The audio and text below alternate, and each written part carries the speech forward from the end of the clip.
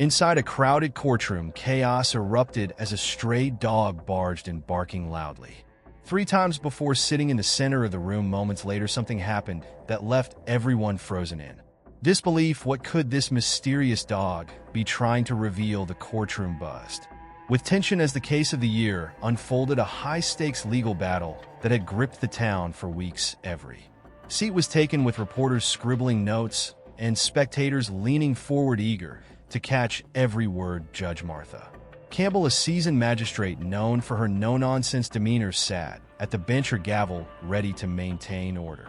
The defendant, a prominent businessman accused of embezzlement, sat stone-faced, flanked by his legal team across from him. The prosecution prepared to present its final argument. Suddenly, the heavy oak doors creaked open. At first no one noticed, but a soft padding of paws across the tiled floor soon caught the room's attention. Gasps rippled through the audience as a stray dog, matted and thin, trotted into the courtroom. The dog's coat was dusty and its ribs were faintly visible, yet there was an unmistakable confidence in its steps. It stopped in the middle of the room and looked around as if scanning the faces. The room fell silent. Even Judge Campbell, known for her stern authority, paused mid-sentence, her eyes narrowing in confusion just as the bailiff stepped forward to usher the dog out. It let out a single sharp bark. Heads turned. The bailiff hesitated. The dog barked again, louder this time, its gaze fixed on the defendant. A ripple of unease spread through the courtroom. Whispers began to circulate. What was the dog doing here, and why was it barking? Before anyone could act, the dog barked a third time, each sound echoing like a command. Then it sat, its tail wagging faintly as if signaling its work was done. The defendant shifted uncomfortably in his seat, his eyes darting between the dog and the judge. Judge Campbell raised her gavel to regain control of the room, but before she could speak, the bailiff gasped and pointed at the dog's collar. A tiny key dangled from it, glinting under the harsh fluorescent lights. The courtroom froze. What was this key, and why did the dog seem so intent on being here in this moment? The atmosphere crackled with suspense as everyone held their breath, waiting to see what would happen next. Judge Martha Campbell's eyes remained fixed on the stray dog, sitting confidently in the middle of the courtroom. The key dangling from its collar caught the light, reflecting onto the faces of the curious crowd. For the first time in her long career, Judge Campbell was at a loss for words. She leaned slightly forward, her usually steady hands gripping the edge of her desk. Bailiff, secure the dog, she finally commanded, her voice breaking the stunned silence. The bailiff hesitated for a moment, then approached the dog cautiously. The stray didn't move. Its gaze remained locked on the defendant, David Hollis, the wealthy businessman accused of embezzling millions from local charities. Hollis squirmed in his chair, his polished exterior showing cracks as the dog's presence unsettled him. What's going on here? The defense attorney barked, rising from his seat.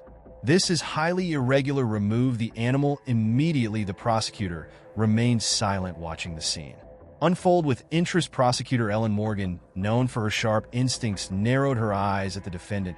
She noticed his unease and whispered to her assistant, "He's nervous." Why? Meanwhile, the bailiff reached the stray, kneeling to inspect its collar. The dog allowed it sitting still, as if it understood the gravity of the situation. The bailiff unhooked the small rusted key and held it up for the judge to see. Your Honor, this key was attached to the dog's collar, he said, his voice tinged with disbelief. A key? Judge Campbell asked, her brow furrowing. What does it unlock?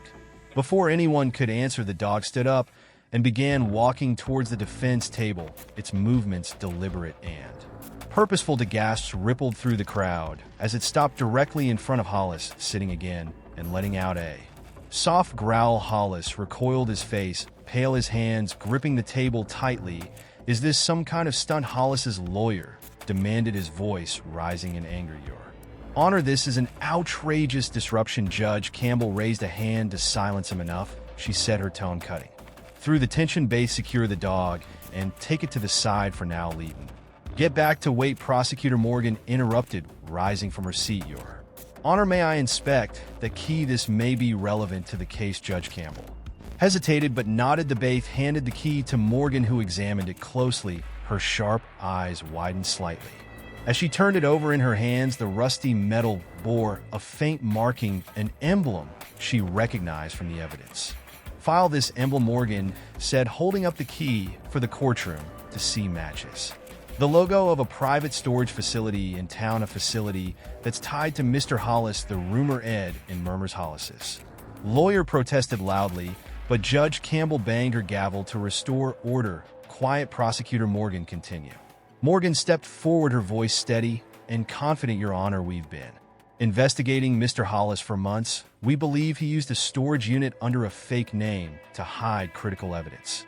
Documents that would prove his embezzlement. This key might lead us to that evidence." The crowd buzzed with excitement and shock, but Judge Campbell remained composed. "Do you have enough to request a search warrant for this storage facility?" "Yes, Your Honor," Morgan replied, holding up a prepared motion. "Given this new development, I believe we have probable cause to search the facility immediately." Hollis's lawyer slammed his hand on the table. "This is absurd. You can't base a warrant on the actions of a stray dog. This entire proceeding is turning into a circus." Judge Campbell fixed him with a steely glare. "Mr. Carter, if your client has nothing to hide, then he has nothing to worry about." Prosecutor Morgan, your motion is granted. Baith, escort the prosecutor to ensure the warrant is executed without delay. The Baith nodded and quickly exited the courtroom with Morgan, the key clutched tightly in her hand. The dog, still sitting near Hollis, watched them leave, its tail wagging faintly, as if satisfied with the turn of events. Hollis's face had gone from pale to ashen, and he whispered furious ly to his lawyer, who struggled to maintain his composure. Back in the courtroom, Judge Campbell addressed the audience. "We will adjourn until further notice. Baith, ensure the dog is taken care of and kept safe. This situation is unprecedented, but we must follow where the evidence leads."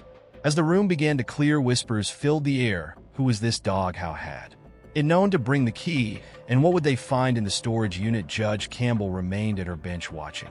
As the dog was gently led out of the room for the first time in years, she felt a sense of intrigue she hadn't experienced since her early days on the bench. This was no ordinary case, and the dog was no ordinary witness. The courtroom emptied, but the mystery deepened. What secrets did the storage unit hold, and why had this stray dog become the catalyst for exposing them? The next chapter of this extraordinary case was about to unfold. Outside the courtroom, the tension was palpable as Prosecutor Elaine Morgan and the Baith sped toward the storage facility. The rusty key clutched in her hand felt heavier with every passing moment, as if it carried the weight of the truth they were about to uncover. The stray dog's inexplicable actions played on her mind. What were the odds that this animal of all creatures would bring them to break? They desperately needed. Back in the courtroom, Judge Campbell lingered in her chambers, unable to shake the feeling that there was more to this case than met the eye. Her mind wandered to the defendant, David Hollis, whose sudden discomfort at the dog's appearance hadn't gone unnoticed. There was something unsettling about his reaction, something more than mere annoyance at the disruption. Meanwhile, Hollis sat with his lawyer in a private meeting room, his calm facade crumbling under the pressure. "This can't be happening," he muttered, pacing the floor. How did they even know about the storage unit? His lawyer, Carter, tried to reassure him. "We don't know what they'll find. For all we know, that key could be meaningless." But Hollis wasn't convinced. He stopped pacing and stared out the window, his jaw clenched. "If they find those documents, it's over at the storage facility." Morgan and the Baith arrived with the warrant in hand. The facility manager, a wiry man in his 60s, looked confused as they explained their purpose. "You're saying this key came from a dog?" he asked incredulously. Morgan nodded, her tone firm. "Yes, and we believe it opens one of the units here. Please, we need your cooperation." The manager shrugged and led them to the unit matching the serial number etched on the key. The air was thick with anticipation as Morgan inserted the key into the lock. It clicked open with surprising ease, revealing a dark interior. The Baith flicked on a flashlight, and the beam illuminated rows of file boxes stacked neatly inside. Morgan stepped forward, her heart pounding. She opened the nearest box, and her breath caught in her throat. Inside were documents, ledgers, contracts, and receipts, all meticulously organized. Each piece of paper seemed to tell a damning story of embezzlement money Laundering and fraud this. Is it Morgan whispered we've got him as word of the discovery reached the courtroom. Chaos erupted. Reporters scrambled to update their stories, and whispers filled the air as the news spread. Hollis's lawyer demanded a recess, but the judge denied the request. We will proceed as planned. Judge Campbell announced, her voice resolute. If the evidence is admissible, it will be presented. Hollis, visibly sweating, leaned over to Carter. You need to stop this, he hissed. There's got to be a way to discredit that evidence. But Carter shook his head, his confidence waning. The key came directly from the dog. Hollis, this isn't something we can argue away. Meanwhile, the dog, temporarily placed in the care of a local animal shelter, rested peacefully. The shelter staff couldn't help but marvel at the animal's calm demeanor. Plants like he knows he's done something important, one of the workers remarked, scratching behind the dog's ears. They decided to name him Justice, a fitting tribute to his unexpected heroism. As Morgan returned to the courtroom with boxes of evidence in tow, she was met with a standing room only crowd. The atmosphere crackled with anticipation as she presented the first batch of documents. Your Honor, she began, addressing Judge Campbell, these records confirm that Mr. Hollis has been siphoning funds from multiple charities into offshore accounts. The transactions are detailed and traceable. This key, she held it up for emphasis, was the missing link. The defense scrambled to object, but Judge Campbell waved them off. Let her finish. Morgan continued, her voice steady and deliberate. We believe these funds were meant for underprivileged children, medical research, and community housing projects. Instead, they were funneled into accounts owned by Mr. Hollis under various aliases. The room fell silent as the weight of her words sank, and Hollis's pale face turned red, then white again, as the reality of the situation hit him. The once confident businessman now looked like a cornered animal. As the day's proceedings came to a close, Judge Campbell addressed the courtroom. Based on the evidence presented today, this court has sufficient cause to proceed to trial. Mr. Hollis, you are remanded into custody until further notice. The gavel struck, and the room erupted. Reporters rushed to file their stories. Spectators whispered in disbelief, and the prosecution exchanged quiet nods of satisfaction. But for all the commotion, one question lingered in everyone's mind. How had the dog known to intervene outside the courtroom? Morgan paused to take a breath. She looked up at the gray sky, the weight of the day finally settling on her shoulders. As she walked to her car, she couldn't stop thinking about Justice, the dog that had turned the case on its head.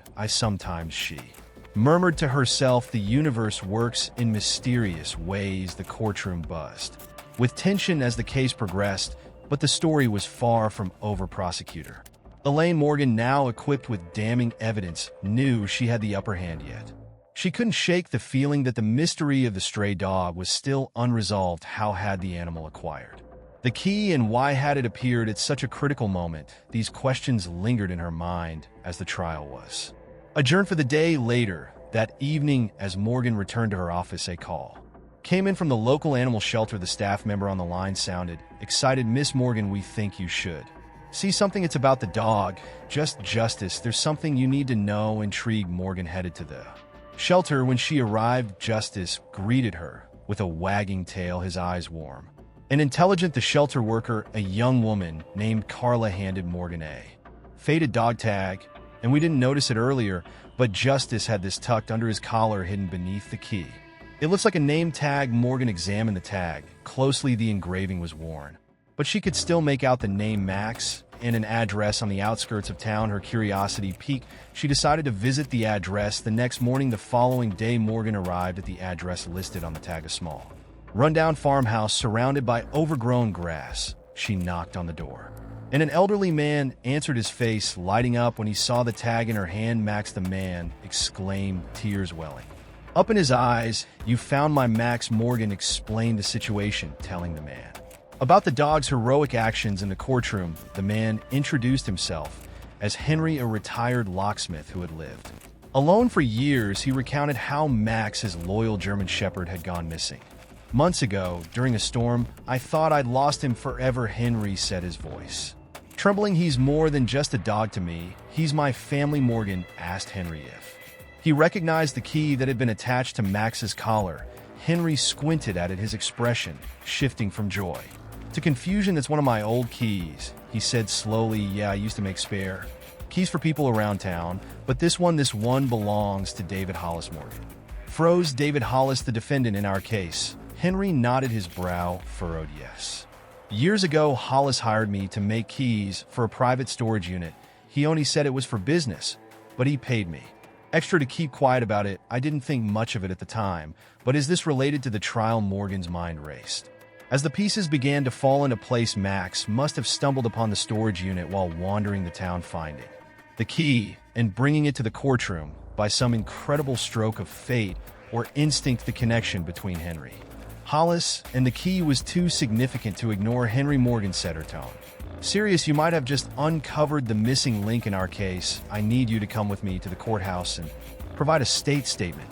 Back in the courtroom, the trial resumed with heightened anticipation. Hollis, now visibly anxious, glanced nervously at his lawyer. As Morgan prepared to present her latest findings, she introduced Henry to the court, explaining his connection to both the key and the defendant. Your Honor, Morgan began, addressing Judge Campbell. This is Henry Dorson, a retired locksmith who worked for Mr. Hollis several years ago. He has confirmed that the key brought to us by the stray dog Justice was made for a private storage unit owned by the defendant. The courtroom erupted in whispers. Hollis's lawyer immediately objected, claiming hearsay, but Judge Campbell overruled him. Let the witness speak, she said firmly. Henry took the stand, recounting his story with surprising clarity. For his age, he detailed how Hollis had hired him under suspicious circumstances, paying him extra to remain silent. I didn't know what he was hiding in that unit, Henry concluded, but I knew it wasn't above board. Morgan then presented additional evidence from the storage unit documents that directly tied Hollis to the embezzlement scheme. These records, combined with Mr. Dawson's testimony, establish a clear link between the defendant and the illegal activities we've uncovered, she said. Hollis's lawyer attempted to poke holes in the testimony, but the damage was done. The jury members exchanged knowing glances, their skepticism toward Hollis growing by the minute as the court adjourned for the day. Morgan couldn't help but feel a sense of victory. The case was unraveling in her favor, and Justice, the stray dog, had proven to be an unlikely hero. Yet the mystery of how Max had ended up with the key still gwed at her. Was it pure coincidence, or was there more to the story? That evening, Morgan visited the animal shelter once more. As she sat with Justice and scratching behind his ears, she reflected on the incredible chain of events that had brought them to this point. You're more than just a dog, aren't you? She murmured. Justice wagged his tail, his intelligent eyes meeting hers as if to say, you'll see. The courtroom was abuzz the following morning as the trial resumed. The atmosphere was charged with anticipation. The revelation about the key and its connection to the defendant had shifted the case dramatically, leaving David Hollis and his legal team visibly shaken. Judge Martha Campbell entered the room, her usual calm demeanor masking the curiosity swirling in her mind about how a stray dog had upended an intricate case. Prosecutor Ellen Morgan sat at her desk, reviewing her notes while occasionally glancing toward the back of the courtroom where Henry Dorson had taken a seat. The retired locksmith had become an unexpected linchpin in the case, his testimony adding credibility to the prosecution's narrative. Beside him, Max, now affectionately nicknamed Justice, sat quietly, his presence earning him admiring smiles from everyone who noticed him. The defense team, however, was anything but composed. Hollis's lawyer Carter paced back and forth, clearly struggling to salvage his client's crumbling defense. Hollis himself sat rigidly in his chair, his hands clenched in a fist. The pressure was mounting, and the cracks in his confident exterior were becoming impossible to ignore. As the proceedings began, Judge Campbell addressed the court. We've reached a pivotal point in this trial. The evidence presented yesterday has raised significant questions about the defendant's actions and intent. Prosecutor Morgan, please proceed with your next witness. Morgan stood and approached the bench with calm confidence. Your Honor, I'd like to call Officer Rachel Torres to the stand. Officer Torres has been investigating reports of suspicious activity linked to the defendant's storage unit. Torres took the stand, her uniform crisp and her expression serious. She detailed the results of her investigation, describing how the storage unit had been under surveillance for months due to complaints of unusual deliveries and Nighttime activity. We suspected the unit was being used for illicit purposes, she explained. However, we lacked the evidence to obtain a warrant until now. Morgan nodded. And during your surveillance, did you observe anything or anyone that could connect this unit directly to Mr. Hollis? Yes, Torres replied. We documented multiple visits by Mr. Hollis's vehicle. He often arrived late at night and stayed for extended periods. Our logs show that he made these visits regularly. Over the past year, the courtroom murmured as Morgan displayed time-stamped photographs of Hollis's car parked outside the storage facility. Your Honor, these images further corroborate Mr. Dawson's testimony and the documents retrieved from the storage unit. Judge Campbell leaned forward, her gaze sharp. Mr. Carter, do you wish to cross-examine the witness? Carter stood, his expression tight. Yes, Your Honor. He approached Torres, attempting to cast doubt on her testimony. Officer Torres, are you absolutely certain that these visits were made by my client and not someone else using his vehicle? Torres didn't flinch. Yes, sir. In addition to visual confirmation, we also matched the vehicle's license plate to Mr. Hollis. There's no doubt it was him. Carter pressed on, but his efforts to discredit the evidence fell flat. The Ur's expressions made it clear that they weren't buying his arguments. Hollis, meanwhile, looked like he wanted to disappear into his chair. As the day wore on, Morgan decided to revisit the role of justice in the case. During a recess, she approached Judge Campbell with an unusual request. Your Honor, I'd like to formally introduce Justice as a key figure in this trial. His actions directly led to the discovery of the evidence against Mr. Hollis, and I believe his presence could provide valuable insight into the timeline of events. Judge Campbell raised an eyebrow. Are you suggesting we call the dog to the stand? Miss Morgan. Morgan chuckled softly. Not quite, Your Honor, but I do believe the jury deserves to understand the full context of how this evidence came to light. Justice's role in this case is unprecedented, and I think it's important to acknowledge that. After a moment's consideration, Judge Campbell nodded. Very well, you may proceed. When the trial resumed, Moore addressed the jury directly. Ladies and gentlemen, I'd like to take a moment to discuss how this key and the evidence it led us to came into our possession. It was brought to us by this remarkable dog, Justice. She gestured toward the back of the room, where Justice sat proudly beside Henry. The dog's ears perked up as the attention of the entire courtroom turned to him. Justice's actions might seem extraordinary, even unbelievable, Morgan continued, but they highlight an important truth. Times the most unlikely heroes can bring justice to light. His instincts, his determination, these are qualities we often associate with loyalty and integrity, and in this case, they've proven invaluable. The jury members nodded, their expressions softening as they looked at the dog. Even Judge Campbell couldn't hide a faint smile. Meanwhile, Hollis's composure was rapidly deteriorating. He leaned toward Carter, his voice low but frantic. We need to do something. This can't go on.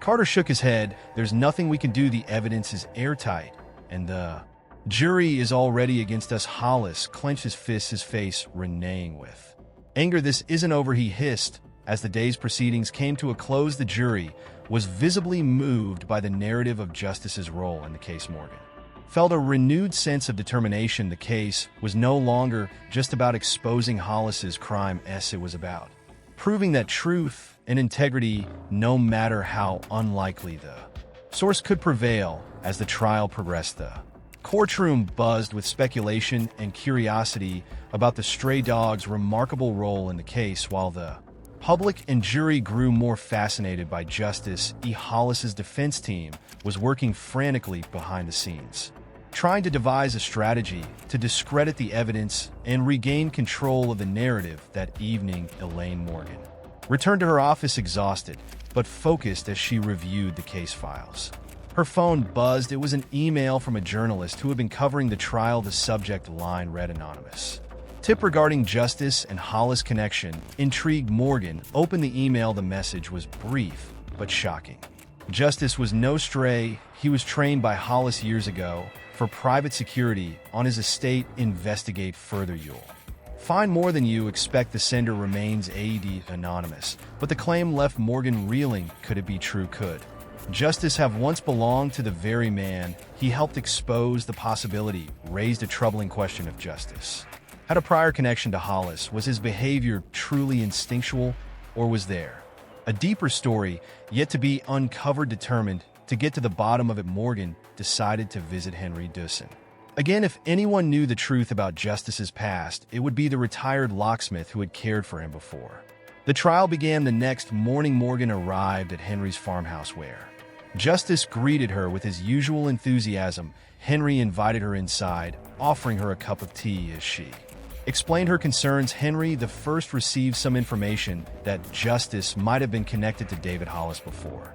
This case, do you know anything about that? Henry frowned, his face clouded with thought. It's possible, he admitted. When I found Max Justice, he was wandering near the edge of town. He looked well fed, like he'd been cared for recently, but there was no collar, no ID other than the tag with my address. I always thought it was odd that a dog like him would be abandoned. Morgan's mind raced. And you didn't recognize the key on his collar? Henry shook his head. I didn't think much of it at the time. I assumed it was from a random job I'd done years ago, but now that I think about it, I did some work for Hollis in the past, and he did have a security team with trained dogs. The pieces were beginning to fit together. If Justice had indeed been one of Hollis's trained security dogs, then his presence in the courtroom wasn't just a coincidence, it was fate. Meanwhile, back in the courtroom, Hollis was growing increasingly desperate. During a recess, he cornered his lawyer Carter's in the hallway. We need to take control of this story, he snapped. If they dig too deep into Justice's past, they'll find out things I can't afford to have exposed. Carter, visibly frustrated, threw up his hands. There's no way to stop this train, David. The evidence against you is overwhelming, and the jury is already swayed by the dog's actions. Unless you have a miracle up your sleeve, there's nothing I can do. Hollis's eyes darkened, a dangerous glint flashing across his face. If they're going to dig into Justice, maybe we should give them something else to focus on. The following day, a shocking development disrupted the trial. A video surfaced online, allegedly showing Justice in a previous altercation with a man at a construction site. The footage, grainy but clear enough to identify the dog, appeared to depict Justice lunging aggressively at the man, who was later revealed to be one of Hollis's former employees. The defense wasted no time. Seizing the opportunity, Carter presented the video in court, claiming it as evidence that Justice was an unpredictable animal with a history of aggression. For Your Honor, Carter argued this video raises serious questions about the credibility of this dog's behavior and whether he can be trusted as the so-called hero of this case. The jury exchanged uneasy glances, and even Judge Campbell seemed momentarily taken aback. Morgan, however, remained composed. She asked for a brief recess to investigate the validity of the video. During the break, Morgan worked tirelessly with her team to verify the footage. It didn't take long to uncover the truth. The video had been heavily edited to paint Justice in a negative light. The original footage, sourced from a security camera, revealed the full context. Justice had been defending a child who had wandered into the construction site, placing himself between the child and a piece of falling debris. Morgan wasted no time presenting her findings in court. Your Honor, the defense has presented a misleading video in an attempt to tarnish Justice's reputation. She declared the original footage clearly shows that Justice's actions were protective, not aggressive. She played the unedited video for the courtroom, and the mood shifted.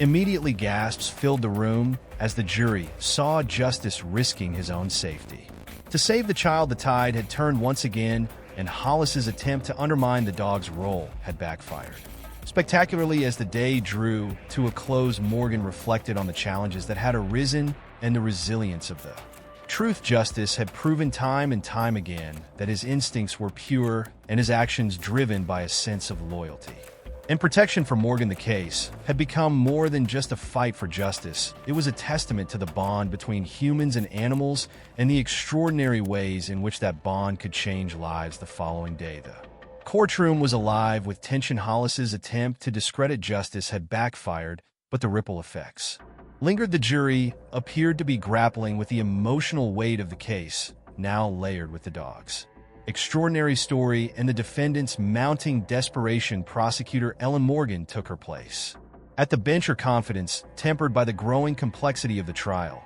She knew she needed to maintain focus and keep the jury's trust, especially as Hollis's defense team became increasingly unpredictable as the trial resumed. Morgan called Henry Dawson to the stand. The retired locksmith shuffled forward, adjusting his glasses nervously as he prepared to testify about how justice had come into his life and, ultimately, how he had led them to the evidence. The courtroom quieted as Morgan began her questioning. Mr. Dawson, Morgan said, her voice calm and steady. Can you describe how you first encountered justice? Henry cleared his throat. Well, it was a stormy night, and I heard scratching at my back door. When I opened it, there he was, wet, shivering, and looking like he'd been wandering for miles. I couldn't turn him away.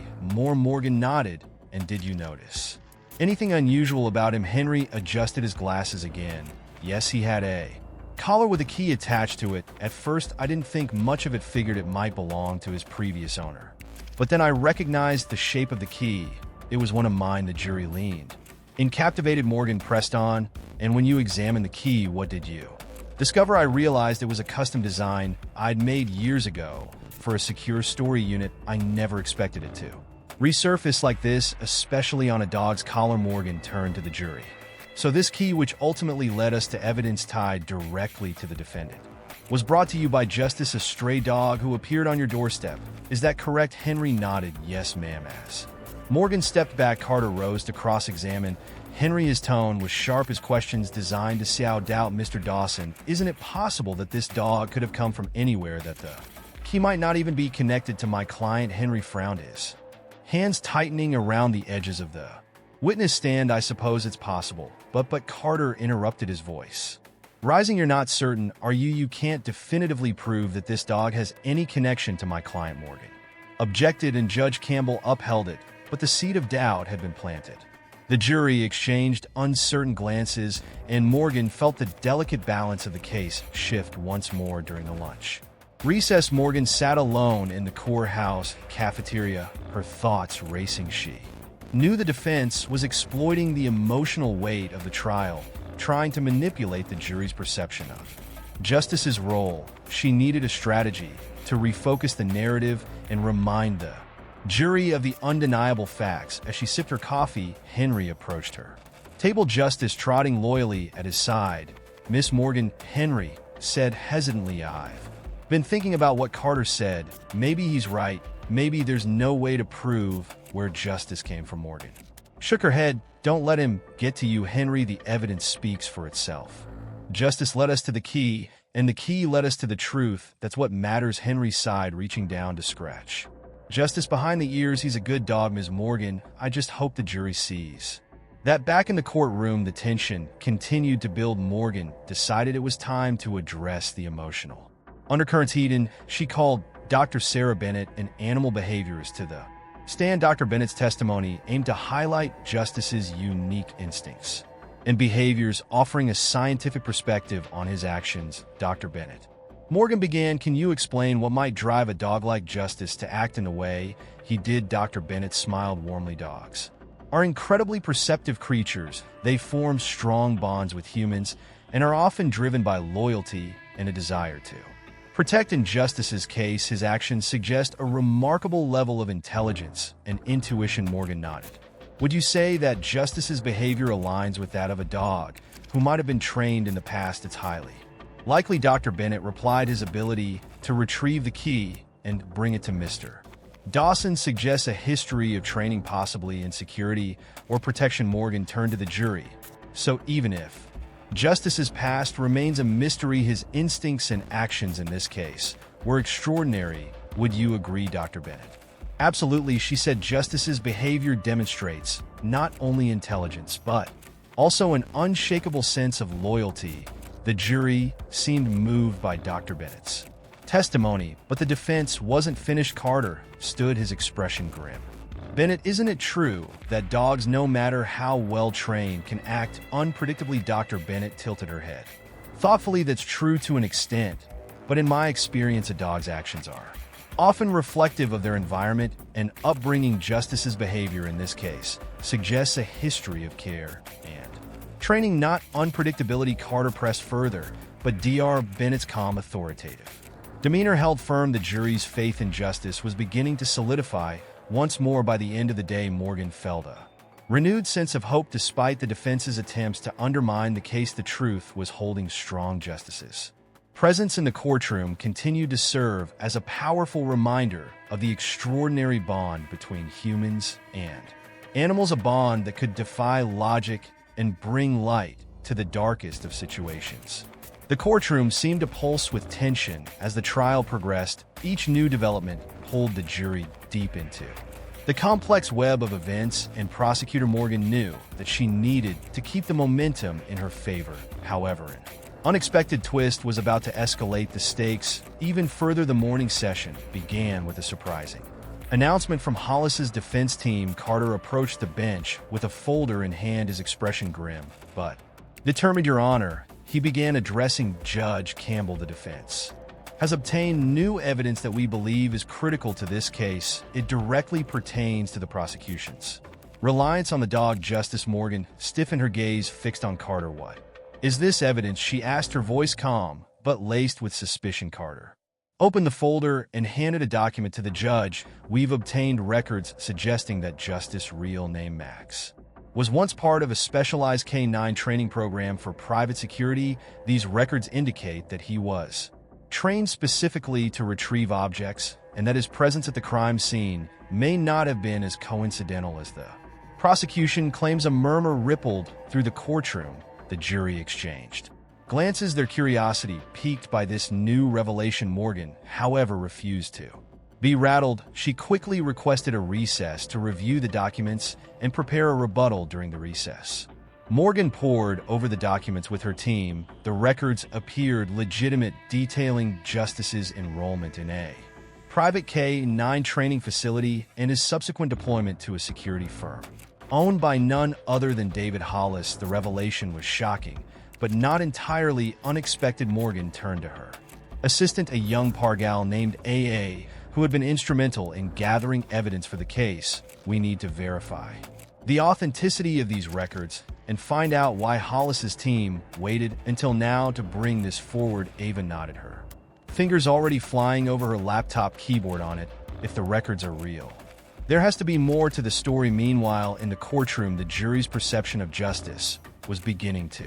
shift. The defense's revelation planted seeds of doubt, suggesting that the dog's actions might have been orchestrated or influenced by prior training. Carter seized the opportunity to cast further doubt, calling a former trainer from the K-9 facility to testify.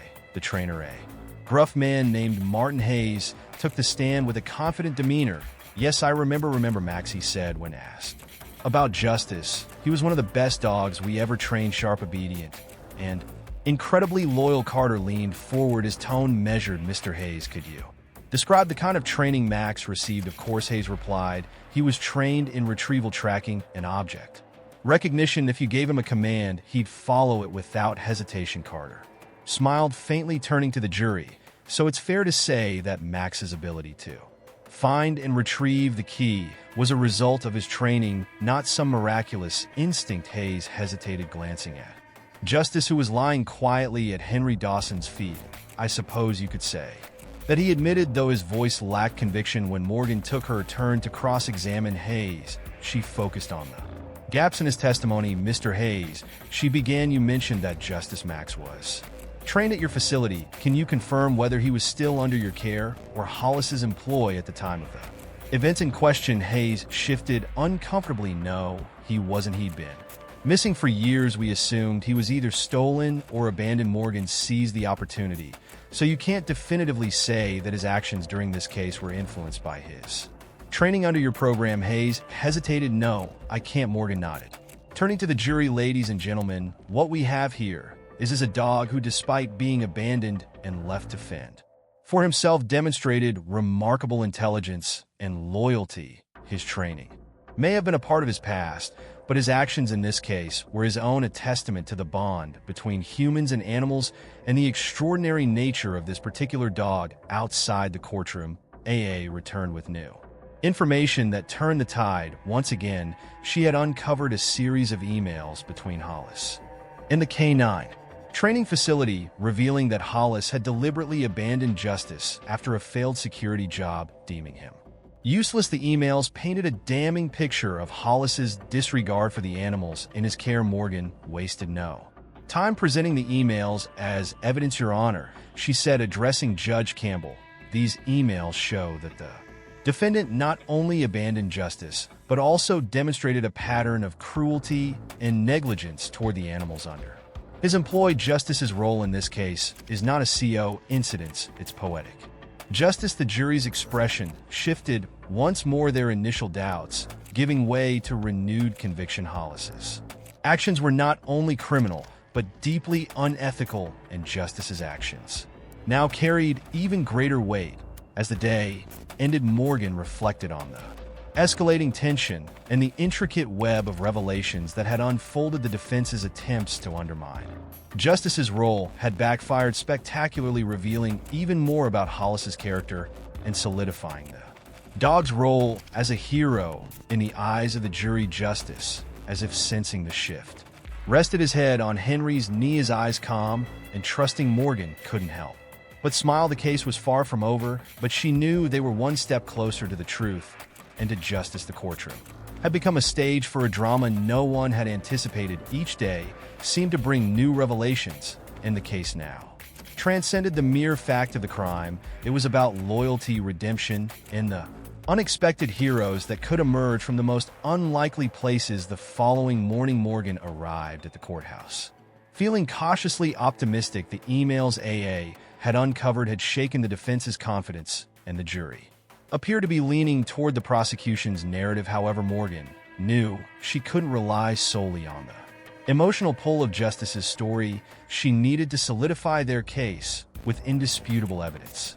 Before the trial resumed, Morgan met with Henry Dawson and Justice in a quiet corner of the courthouse. Justice wagged his tail as Henry scratched behind his ears. "He's something special," Henry said, his voice filled with emotion. "I've never seen a dog like him." Morgan nodded. "He's the heart of this case, Henry, but we need more than that to ensure Hollis is held accountable. We have to connect every die and every piece of evidence." Henry looked thoughtful. "What if Justice can help us again? He's led us this far." Morgan smiled faintly. "We'll see. For now, let's focus on what we know." Back in the courtroom, Morgan called Detective Elena Ruiz to the stand. Detective Ruiz had been instrumental in recovering the physical evidence from Hollis's property, including the stolen items linked to the crime. Her testimony was meant to tie everything together, creating a clear timeline that left no room for doubt. Detective Ruiz, Morgan began. "Can you describe the scene when you searched the defendant's property?" Ruiz leaned forward, her tone professional and deliberate. "We found several items that matched descriptions from the victim's family. Antique watches, jewelry, and other valuables. They were hidden in a locked storage unit behind the main house." Morgan gestured toward the evidence table. "And how did you gain access to the storage unit?" Ruiz glanced at Justice, who was lying quietly at Henry's feet. "The key was provided to us by Mr. Dawson, who received it from Justice. Without it, we wouldn't have been able to search the unit." Morgan turned to the jury. "So Justice's actions directly led to the discovery of evidence critical to this case?" Ruiz nodded. "That's correct." As Morgan stepped back, Carter rose for his cross-examination. He aimed to downplay the significance of Ruiz's testimony, suggesting that the evidence could have been planted or obtained under questionable circumstances. However, Ruiz's calm and detailed responses left little room for doubt. Frustrated, Carter turned his attention back to Justice. "Detective Ruiz, would you say that relying on a dog to provide evidence is unconventional?" Ruiz didn't miss a beat. "Perhaps, but unconventional doesn't mean unreliable." Justice's actions were consistent with his training and instincts. He's proven himself to be a vital part of this investigation. Carter pressed on, but the jury's expression suggested they weren't buying his arguments. The bond between Justice and the case was too strong to break. During the lunch recess, Morgan and AA reviewed their strategy for the afternoon session. Ha had uncovered additional information about Hollis's activities, including records of payments to the K-9 training facility that suggested a deeper involvement in the illegal trade of trained animals. "This could be the smoking gun," Ava said as sliding the documents across the table. Morgan studied them carefully. "If we can prove that Hollis was using these dogs for illicit purposes and then discarding them, it not only strengthens our case, but also shows a pattern of behavior." When court resumed, Morgan presented to the documents detailed transactions between Hollis and several organizations known for questionable practices, including the purchase of trained K-9s. The jury listened intently as Morgan outlined how these deals connected to Justice's past and Hollis's criminal enterprise. Hollis didn't just commit theft. Morgan concluded he exploited and discarded living creatures for his own gain, showing a complete lack of regard for both human and animal life. The jury's reaction was palpable. The weight of Hollis's actions was becoming increasingly clear, and the emotional undercurrent of the trial grew stronger. As the day drew to a close, Morgan decided to call Henry Dussin back to the stand. She wanted to remind the jury of the human element in the case, the way justice had brought people together and revealed the truth. Mr. Dawson, Morgan began, can you describe how justice has impacted your life since he appeared on your doorstep? Henry smiled, his gaze shifting to the dog. Justice saved me. As much as I saved him, I was lonely and my farm was struggling. Then he showed up carrying that key and changing everything. He's not just a dog, he's a miracle. Morgan nodded. And do you believe that Justice's actions in this case were intentional, that he understood what he was doing? Henry's voice was steady. I do. He's got a heart bigger than most people I've met. He knew what was right, and he acted on it. As Henry stepped down, the courtroom fell silent. Justice wagged his tail, as if sensing the growing support around him. Morgan felt a surge of hope. The connections between the characters Henry, Justice, and even Hollis had been laid bare, creating a narrative that was impossible to ignore. The air in the courtroom was charged with tension. As the trial neared its most critical juncture, every piece of evidence, every testimony, and every moment Justice had played a role was leading to this point. The prosecution and defense were locked in a battle, each determined to sway the jury. For Morgan, this was the moment she had been preparing for, a decisive push that would leave no doubt about Hollis's guilt. The day began with Carter attempting to regain control of the NAR narrative. His strategy was to undermine the prosecution's emotional appeal by focusing on cold, hard facts, or rather, casting doubt on them. He called to the stand a private investigator hired by the defense to scrutinize Justice's role in the case. The investigator, a stern-looking man named Grayson Hill, took his seat with a composed demeanor. Carter wasted no time diving into his questions. Mr. Hill, in your expert opinion, could the of this dog Justice be interpreted as coincidence rather than intent? Hill nodded. It's possible. Dogs often act on instinct, and what may appear as deliberate behavior could simply be chance. Carter smiled, as though this single statement had dismantled the prosecution's case. So you're saying it's unlikely this dog consciously retrieved a key related to the crime? Hill shrugged. Unlikely, yes. Without further evidence, we can't definitively say the dog knew what it was doing. Morgan rose for cross-examination, her face calm, but her eyes sharp. She approached Hill with measured steps, her tone steady. Mr. Hill, are you a certified animal behaviorist? Hill blinked, momentarily thrown off. No, I'm not. Morgan continued, her voice firm. So your opinion on Justice's behavior is based purely on speculation? Hill hesitated. I suppose you could say that. Morgan nodded. Thank you, Mr. Hill. No further questions. Her point was clear. The defense's attempt to discredit Justice was built on shaky ground. The jury took note, their focus shifting back to the undeniable facts of the case. The prosecution's next move was to present the timeline of events leading up to Justice's discovery of the key. AA, who had meticulously pieced together surveillance footage, cello data, and witness accounts, took the stand to testify using a series of visuals played on the courtroom screens. AA walked the jury through the sequence of events. This footage shows Justice approaching the shed where the key was hidden. She explained, pointing to a grainy video clip, and here you can see him returning to Mr. Dawson with the key in his mouth. Morgan leaned forward, addressing the jury. Ladies and gentlemen, this wasn't a random act. Justice's actions were deliberate and pointed, leading us directly to the evidence that unraveled the defendant's crimes. Carter objected, claiming the footage was circumstantial and didn't prove intent. Judge Campbell allowed the objection, but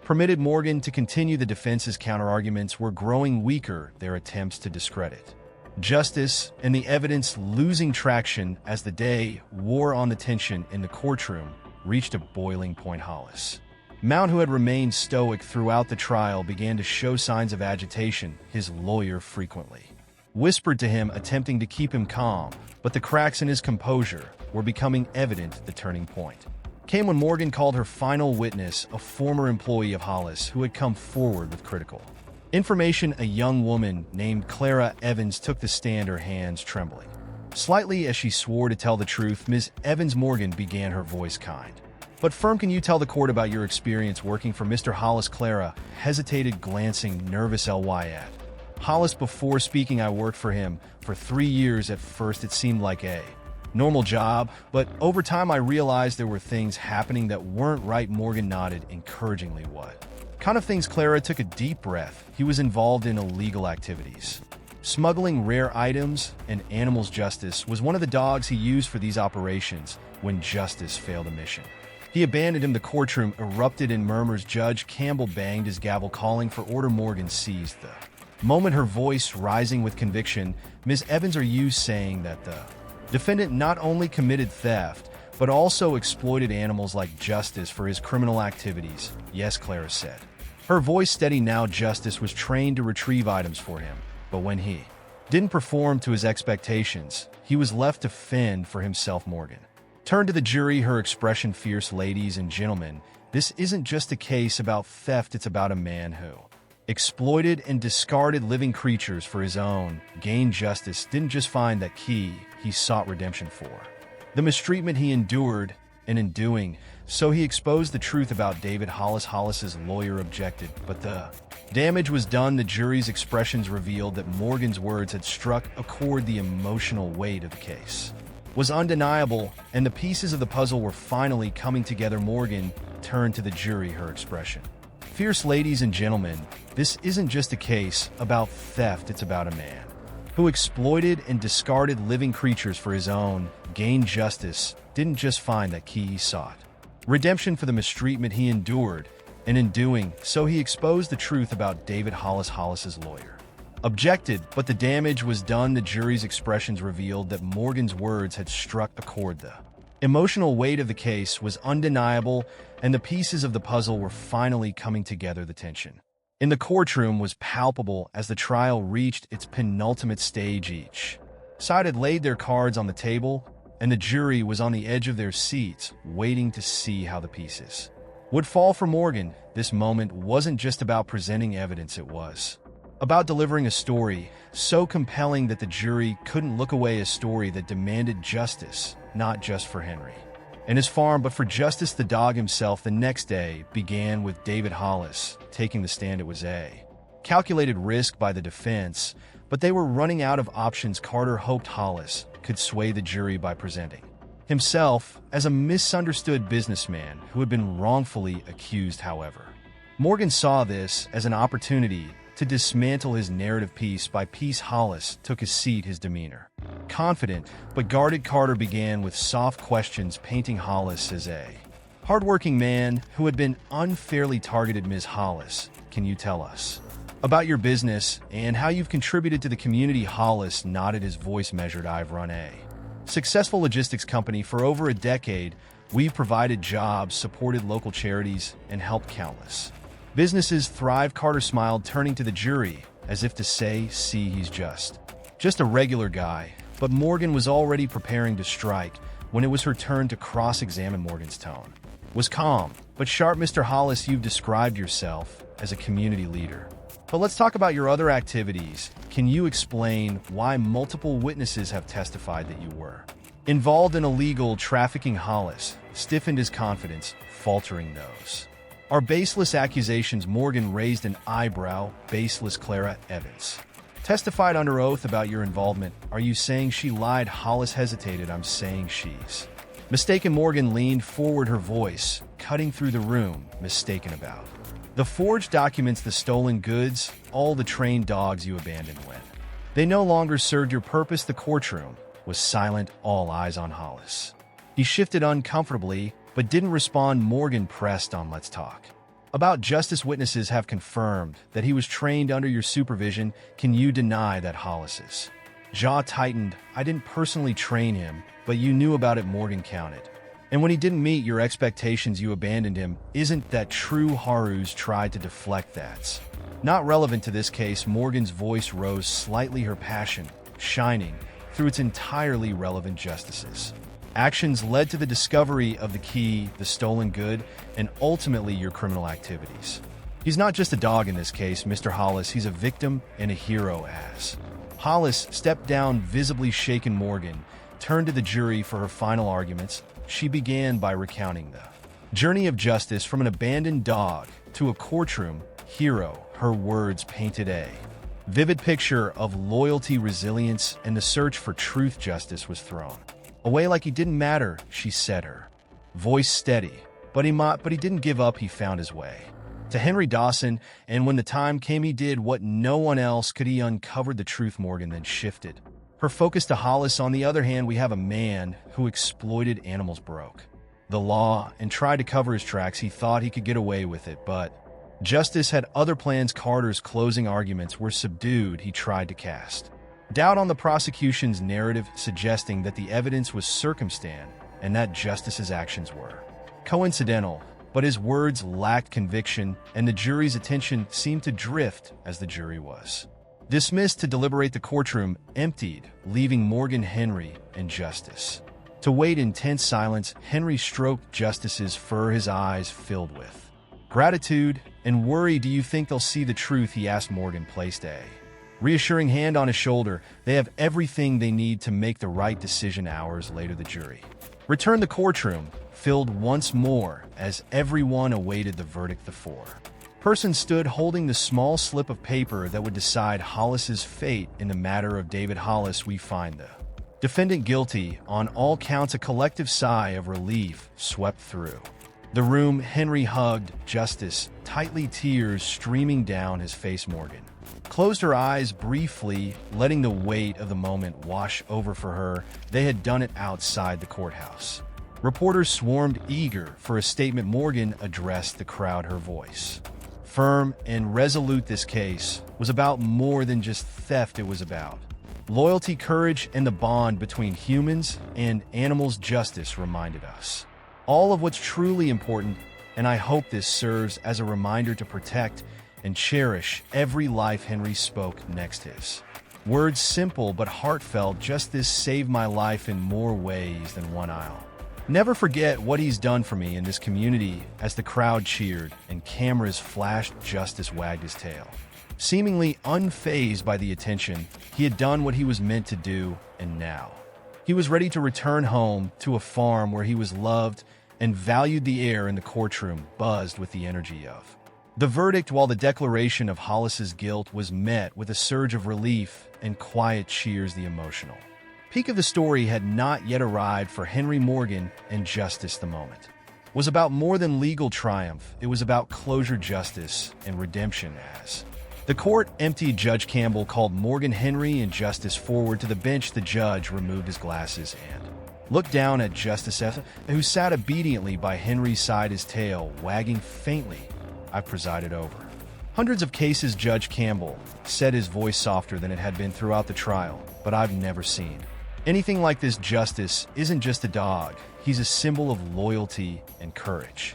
Henry, you're lucky to have him, and I believe the community is lucky to have both of you." Henry's voice cracked as he responded, "Your Honor, I think I'm the lucky one. Justice saved my life twice.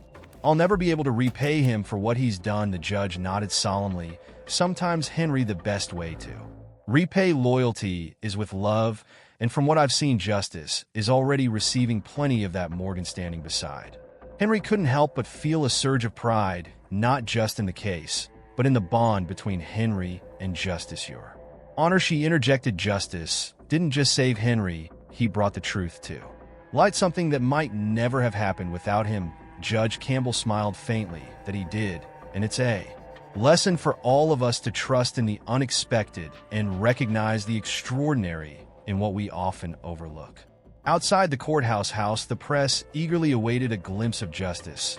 Now, a local hero. Cameras flashed as Morgan, Henry, and Justice stepped out onto the courthouse steps. The crowd cheered, some holding signs that read "Justice for Justice" and "Hero Dog of the Year." One reporter shouted, "Henry, what's next for Justice Henry smiled, ruffling the fur on Justice's neck. He's going back to the farm where he belongs. He's earned a quiet life, but I think he'll always be. Ready for the next adventure, another reporter turned to Morgan. Do you think this case will set a precedent, Morgan? Nodded firmly. Absolutely. This case isn't just about one man's crimes or one dog's actions. It's a reminder of the incredible bonds between humans and animals and the importance of justice for all once, no matter the species, as the media frenzy continued. A small group from the local animal shelter approached. They presented Henry with a plaque that read, "In honor of justice for loyalty, courage, and unwavering devotion." Henry held the plaque in his hands, his voice breaking as he addressed the crowd. This is for justice, but it's also for every animal out there who's been abandoned or mistreated. Justice is a reminder that every life has value and every soul deserves a chance. The crowd erupted into applause as Justice barked seemingly in response to the cheer. The sound brought laughter and tears to those gathered, cementing his status as not just a hero, but a beloved member of the community. That evening, Henry, Morgan, and Justice returned to the farm. The sun was setting, casting a warm, golden light over the fields. Henry stood by the fence watching his animals graze while Justice lay at his feet, his head resting on his pace. Morgan joined him, a contented smile on her face. It feels like the storm has finally passed, she said softly. Henry nodded, his gaze fixed on the horizon. I never thought I'd see the day where everything felt right again. Justice brought me back to life, Morgan. I owe him everything. Morgan reached down to scratch behind Justice's ears. I think he knows that, and I think he feels the same way about you. As the stars began to emerge in the night sky, Henry knelt beside Justice, speaking to him as though he were an old friend. You've done more than I could have ever asked, buddy. You've given me hope again. I promise you'll always have a home here. Justice licked Henry's hand in response, his tail wagging gently. It was a simple gesture, but it spoke volumes, of bond forged through adversity and sealed with love. In the following weeks, Justice became a local legend. Schools invited Henry to speak about his story, sharing lessons of resilience and compassion. Justice accompanied him, always sitting proudly by his side as children listened with wide-eyed wonder. Morgan, too, found herself inspired by the case. She started a community initiative aimed at supporting abandoned animals, using Justice's story as a rallying cry.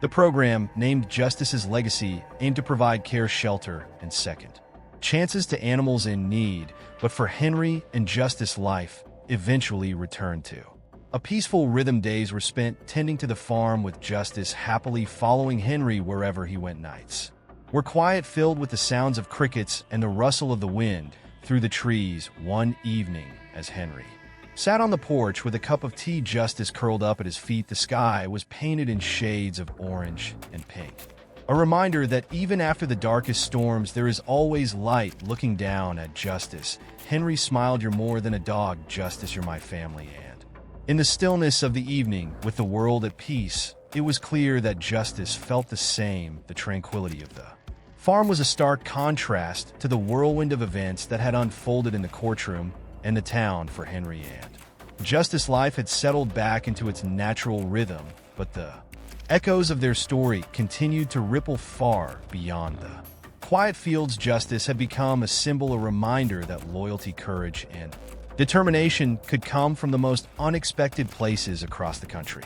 News outlets can continue to cover his story, sharing the incredible journey of a dog who had not only saved his owner, but uncovered a web of deceit and criminality.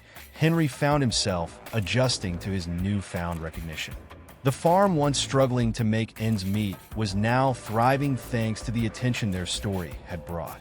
Visitors from all over wanted to meet Justice, the hero dog, and Henry welcomed them with open arms, sharing his story with anyone who cared to listen. But fame never changed Justice. To him, the world was simple: protect Henry, care for the animals, and bask in the affection of the people who came to see him. He remained the same loyal companion who had braved storms and danger to defend his owner. One afternoon, as Henry repaired the barn door, a car pulled up to the driveway. Morgan stepped out, her bright smile immediately lighting up the scene. In her arms, she held a small stack of papers. Henry, she called, walking toward him. I've got something for you.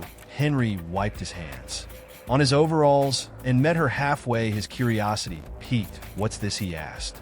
Taking the papers, Morgan grinned. Its official recognition from the mayor's office. Justice is being honored as the town's first honorary guardian. They want to dedicate a day to him every year, Justice Day. Henry laughed, shaking his head. "That dog's going to have more accolades than I'll ever see in my lifetime." Justice, lying in the shade nearby, perked up his ears at the sound of his name, wagging his tail. Lazily, Morgan knelt beside him, scratching behind his ears. "He deserves it, Henry. And so do you. What you both did went beyond just saving a farm. You reminded everyone what it means to fight for what's right." The inaugural Justice Day was held in the town square. A few weeks later, families gathered. Children wore T-shirts with Justice's face printed on them, and the mayor gave a heartfelt speech about the bond between humans and animals. Henry, when it was his turn to speak, Henry addressed the crowd with quiet sincerity. "This dog saved my life, not just once, but in so many ways. Justice isn't just a hero to me, he's family, and I hope his story inspires all of you to see the value in every life, no matter how small or overlooked." The applause that followed was deafening, and as Justice barked, the crowd erupted into laughter and cheers. He was, as always, the star of the show. As time passed, the community initiative Morgan had started, Justice's legacy, gained momentum. Donations poured in, and volunteers signed up to help animals in need. Justice himself became the face of the campaign, his story serving as a beacon of hope for animals and people alike. Morgan and Henry grew closer through their shared efforts, though they never sought the limelight. Their dedication to Justice's legacy turned them into local icons of compassion and resilience. One evening, as Henry sat on the porch watching the sunset, Morgan joined him. A cup of tea in her hands, Justice lay at their feet, his head resting on Henry's boots. "Do you ever think about how different things might have been if Justice hadn't come into your life?" Morgan asked, her voice thoughtful. Henry nodded slowly. "All the time. I don't know where I'd be without him. He gave me a reason to keep going when I thought I'd lost everything." Morgan smiled, her gaze shifting to the horizon. "He's not just a dog, you know. He's a reminder that even in the darkest moments, there's always hope." As the stars began to dot the sky, Henry reached down to pat Justice's side. "You hear that, boy? You're not just a dog. You're a miracle." Justice wagged his tail, as if he understood every word. The years went by, and though the world continued to change, the bond between Henry and Justice remained unshakable. The farm flourished. Justice's legacy expanded to neighboring towns, and their story became a part of the community's history. For Henry, life was no longer about survival. It was about gratitude, love, and the simple joys of every day spent with his loyal companion. As the final rays of sunlight dipped below the horizon one quiet evening, Henry sat on the porch with Justice by his side. The farm was peaceful, the air filled with the hum of crickets and the occasional rustle of leaves. Looking down at his faithful friend, Henry whispered, "Thank you, Justice, for everything." Justice lifted his head, his eyes meeting Henry's, and in that silent exchange, there was a lifetime's worth of understanding and love. This story of Henry and Justice reminds us all of the incredible bond between humans and animals and the life-changing impact they can have on one another. If this story moved you, don't forget to like, share, and subscribe to our channel for more heartwarming tales. And remember, every act of kindness, no matter how small, can make a world of difference. See you in the next story.